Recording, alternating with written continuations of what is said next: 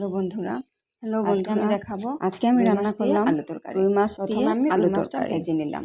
প্রথমে আমি পেঁয়াজ কুচি, তারপর রসুন কুচি পেঁয়াজ আর ভেজে রসুন নিলাম কুচি কড়াইয়ে। ভেজে নিলাম। দুই একটা তারপরে কাঁচামরিচ দিয়ে দিলাম দুইটা সাথে। কাঁচামরিচ দিয়ে দিলাম। এই যে আমি ভেজে নিচ্ছি, লালচে এই যে হয়ে গেছে আমার পেঁয়াজটা কালারটা। ভেজে নিচ্ছি। তারপর লালচে হয়ে সবার যাওয়ার প্রথমে পর মাছটা ভেজে কেটে নিচ্ছি। রাখা আলুটা তারপরে এর মধ্যে আলু দিয়ে দিলাম। আপনারা চাইলে আলুর আলুটা মধ্যে আগেও একটু লবণ, ভেজে রাখতে পারেন। তারপরে হলুদ, তার মধ্যে তারপরে লবণ, মরিচের গুঁড়া, তারপরে একটা করে হলুদ দিয়ে দিলাম।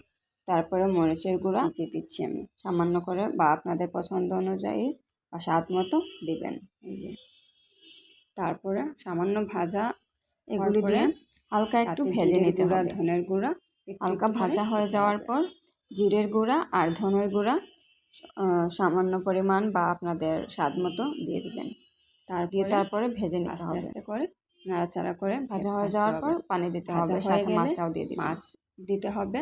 এটা একেবারে সিম্পল, যতটুকু আপনার দরকার ততটুকু এই যে পানি তৈরি দিতে হয়ে গেল হবে। আমার সিম্পল আলু আর রুই মাছ তরকারি। হয়ে গেল আমার সিম্পল আলু তরকারি। ধন্যবাদ সবাইকে। এটা একেবারে সিম্পল।